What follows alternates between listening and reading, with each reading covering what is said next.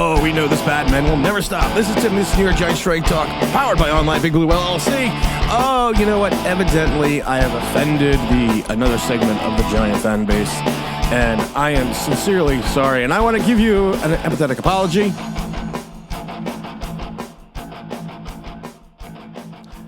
If you don't like truth, if you don't like honesty, I don't care. And you know what? I just laugh because there's always a certain segment of social media every year that takes the undrafted free agents and hypes them up ad nauseum. And every year, this player is going to be the greatest player of the Giant history. This guy's going to be the next Victor Cruz. This guy is good. I love it how everyone just goes immediately to Victor Cruz. That's everyone's immediate go-to thing. It's Victor Cruz. He's going to be Victor Cruz. You hear it on the radio. Bob, I think he's going to be the next Victor Cruz. You know what? It gets it's just, and for the fans, I have no problem with it. Because of the fact that the fans are excited about the season. The fans are happy that the Giants are doing something as they're building up the training camp. What I have problems with is the people that evidently are on social media try to create content because they do this because of the fact they're weak-minded and have nothing else to talk about. And they take one play, one snapshot in time for one of these players, and they hype that play up as nauseum, and they create that as the norm. And there are certain segments of the fan base that get their information from social media. And I've always said this before, it's a disservice. Now, I'm not blaming all content creators. There's some people that actually do some fair assessments. Someone sent me a video I watched the other day. And I normally don't watch content creators, but someone sent me a video. I can't think what the video was about. It was a good video. It was actually a good breakdown. It was an honest, fair assessment. It was talking Giants. And it was a good, honest, fair assessment of a player. And if you watch something like that and you get your information in regards to that's fine. But when you see people just take a single play, single snapshot in time, or two or three plays, and hype it up, but forget about the other 600 plays that he had in his collegiate senior year, that's doing a disservice. Now, the undrafted free agent is probably one of the most misunderstood, most hyped, or overhyped players in my mind in recent history. And the problem is, no one ever looks back at history. Everyone goes to, Bob, I think he's going to be the next Victor Cruz. That's what everyone goes to. That's everyone's go-to moniker. Now, if you want to look at stats, the league is made up about 30% undrafted free agents. Now, and for an undrafted free agent to make camp, to make the team directly out of camp, the percentages drop. It's something like less than 20%. If you are an undrafted free agent, your first year making it out of camp onto an NFL roster. Normally you end up on the practice squad. Sometimes you will come onto the roster late in the year, but to make the roster directly out of camp, it's less than 20% on a first year undrafted free agent. So and like I said, and the league is comprised of 30% undrafted free agent on rosters. And a lot of them, they are mired down in, position 47 to 53. Some people are good starters. And like I said, you can find quality in undrafted free agents. You can find quality players. But the odds of these players becoming the superstars that people hype them up to be, how they're going to be, the next beast mode, how they're the next Mon Bradshaw, who wasn't an undrafted free agent, but I'm just saying. You got to look back in the Giant history, and you can't just go to Victor Cruz. Victor Cruz, of course, is the poster boy for undrafted free agent for the Giants. But if you go back to 2001, you got to take a look at the looks of James Butler.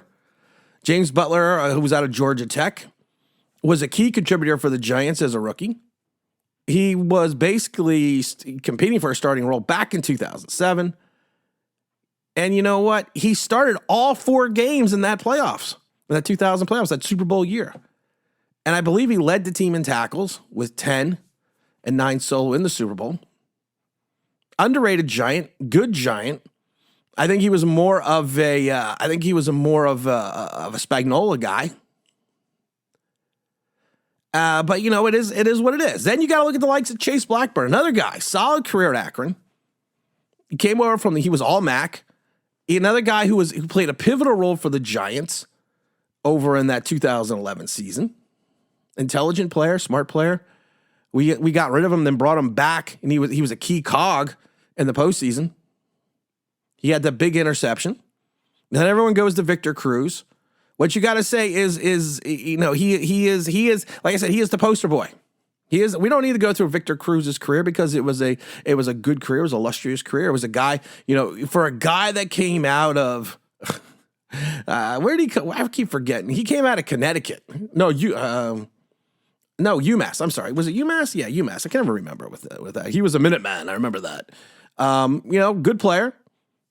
I mean, second team All-Pro recognition at one point in time in his career. He had 18. Whoops, we got someone beeping me. All right. He had 83 receptions for 1,536 yards and 9 touchdowns.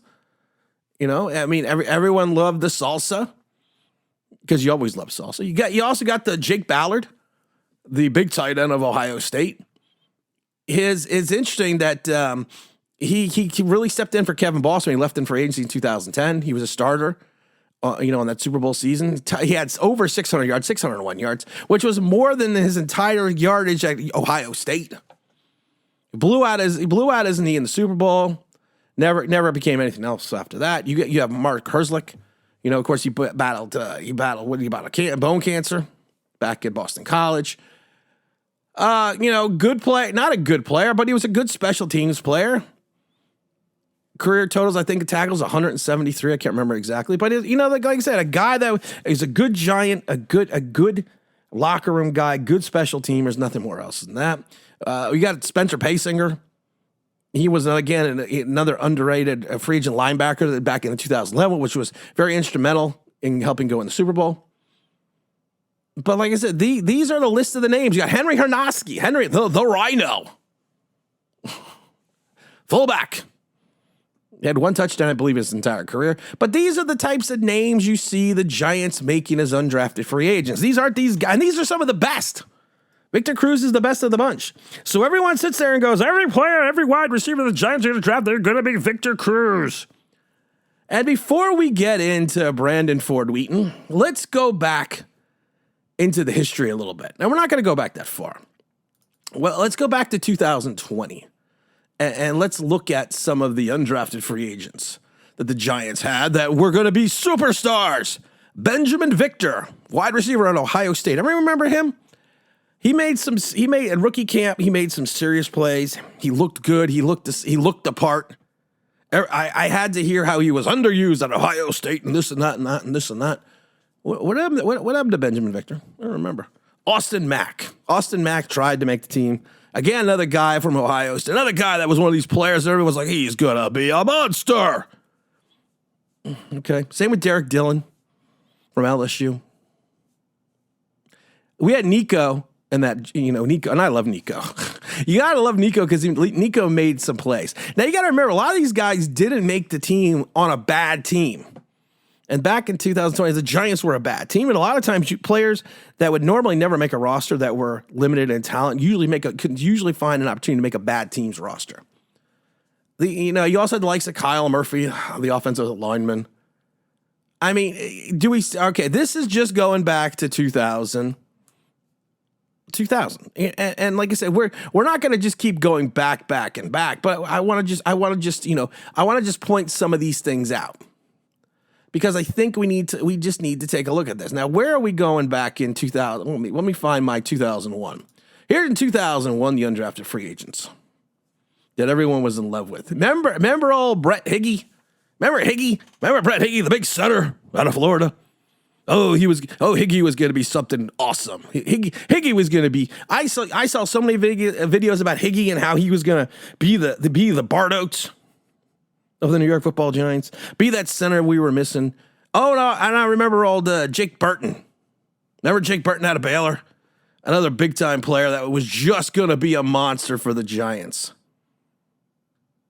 Again, you hyped up all these players as nauseum, and where did they go? Where do we go?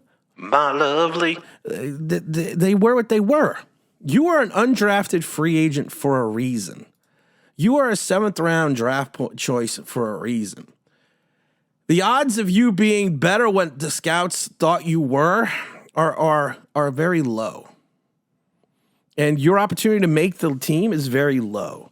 And it's a disservice for people to hype you up ad nauseum because of the fact that you really didn't do anything besides sign an undrafted free agent. And now, it's nice, but the odds of you finding that diamond in the rough, the odds of you finding that player get slimmer and slimmer. And I want to talk about some of the overhyped players right now.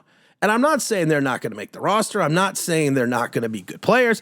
All I'm saying is this: why don't you just give him a chance before you start putting out crap that certain people, and like I said this before, the problem is there is a certain segment of the Giant fan base that just follows YouTube and social media to get their news, to get their information on a player.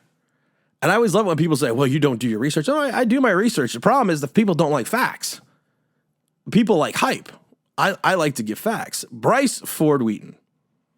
Oh, I always hear how he's going to be this physical, promising monster of a receiver coming out of West Virginia. Nice. You know what? Big size, big kid. He had 62 receptions for 675 yards and 7 touchdowns. Now, of course, when you go to West Virginia, they don't play defense in that league. They don't. I'm sorry. I've talked to people that have actually seen him play. And I'm going to get into that too. I've talked about people that will tell you that in West Virginia, their league, they don't really play defense.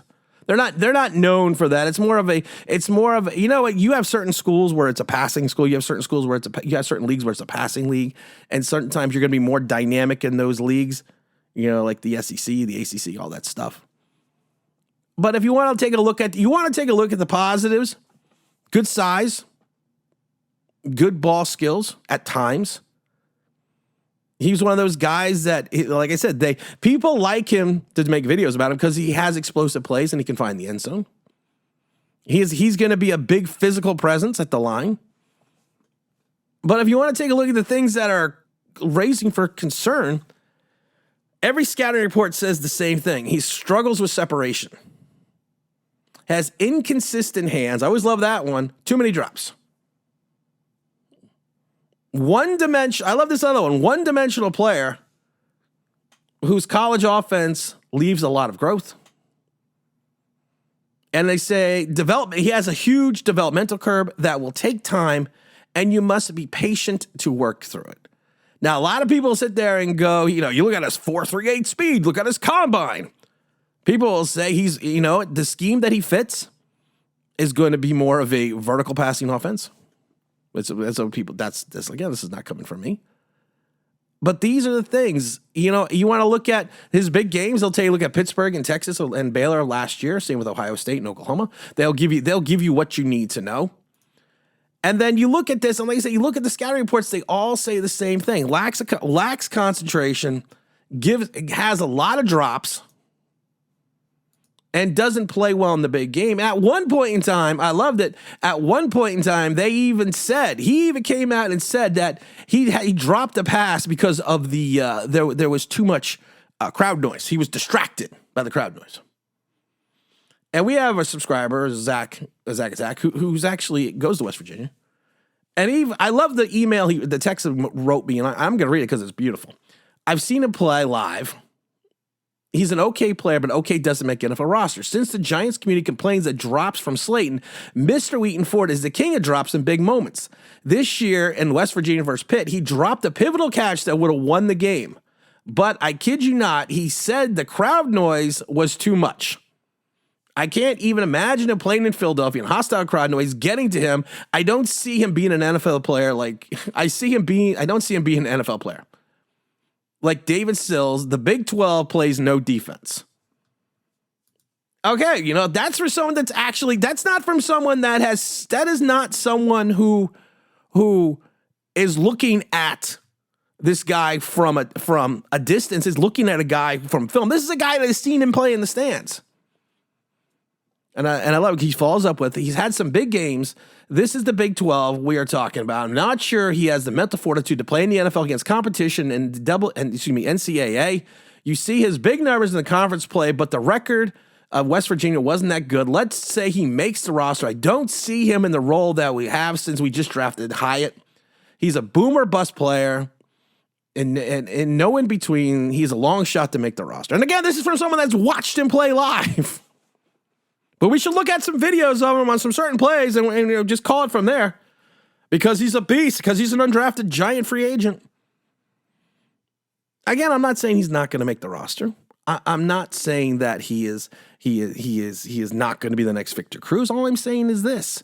You are an undrafted free agent for a reason. You have less than a 20% chance of making the roster coming out your first year. There's only 30% of the league is undrafted free agents. So when a guy comes in like this, You have to take pause for a minute. And you have to think, when you are talking about him, are you talking about him because you really believe in him as a player, or are you talking about him because you're trying to get people to watch you or retweet you? Which one is it? I don't know. You know, that's like Tommy DeVito out of Illinois. Tommy DeVito again. You know what? Our Big Don over, Big Don is a Syracuse fan, so Tommy played over at Syracuse for a bunch of years.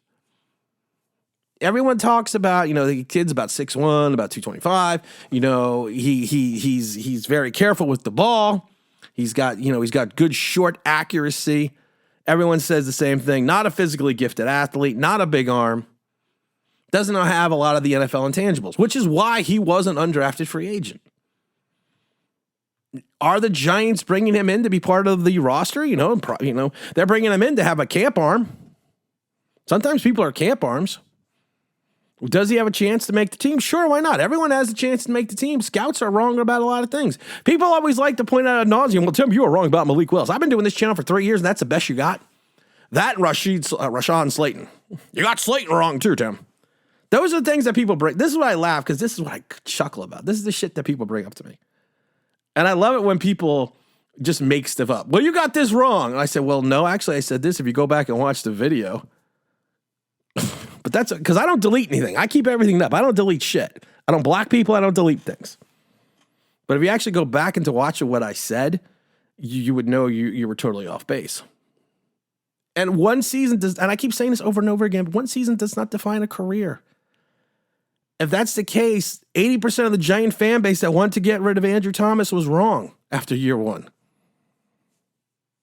This is what you need to think about. But you have, like I say, you have to look at these undrafted free agents, and that's what they are. They are undrafted free agents. They are an undrafted. You are and I'll keep saying this and ad nauseum. You are an undrafted free agent for a reason. You were not picked in the draft for a reason. And a lot of people don't want to look at the reason. People want to take a snapshot in time and break that down and say, that is the reason. Here's the reason why it's going to make the team. I do like Troy Brown. He started his college career at Central Michigan. Then he went over to Ole Miss. Smaller guy. He's probably gonna have to try to slide out to outside linebacker. Not very athletic, but he's got a nose for the ball. Does he flow like water? No, but he's also a little undersized at 6 feet, 220 pounds. I wouldn't say, I would say he's better in space. Because I think he has what they refer to sometimes as short area quickness. He's going to be okay. I think he's okay. He was okay in coverage. But like I said, since the fact he's not very long, he's not going to go stride for stride. And he's going to be a little slow sometimes behind either running backs or tight ends in coverage. So, but like I said, he's a guy that if you want to go look at the film, it's good film to look at. Do I think he's going to make the roster? No, probably not. He's got a better opportunity of making this roster than certain people's poster boy. He does, instead of Bryce Ford-Wheaton. He's got a better chance of making the roster because there's too much there's a lot of competition in the wide receiver room. But like I said, we need to look at facts. We need to look at what other, you got to look at what other people are seeing that are actually physically seeing these people. When I bring things up, it's usually because I've talked to people. I've talked to people that have seen people do things. I don't just sit there and look at a play and say, okay, this play right here against Central Michigan, this is going to define his college career. His pro career. And I've said this before. You can look at all the film you want in college. What you do in college does not translate into the pros. And I've said this a million times before. Once you come into the league, once you get drafted, all your college stats and college film are out the window. Because you are going to be going up against the most physically gifted players in the world in the NFL. You're not going to have an Austin Prairie on your schedule. So what you do in college no longer exists once you sign that NFL contract. It is over. The college is done. So if you want to go back and look at someone did in college as they're entering into the pros, you're a fool. Because college is over. It's what your physical abilities will do now in the pros that is going to matter.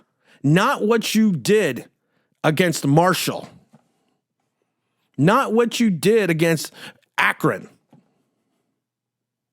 It's a different game, guys. So my theory is this. You know what?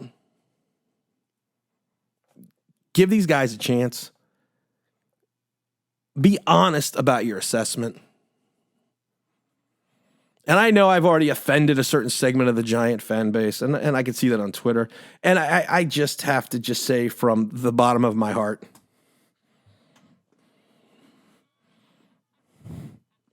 I don't care. I do this because I have fun doing it, and I do this because of the fact that I try to be honest. And it's okay if you don't like the honesty. People live in a world that's, people live in a bubble. People live in a world that doesn't, that they create from themselves, and they live in this moment. I've always said this before. I live in the real world.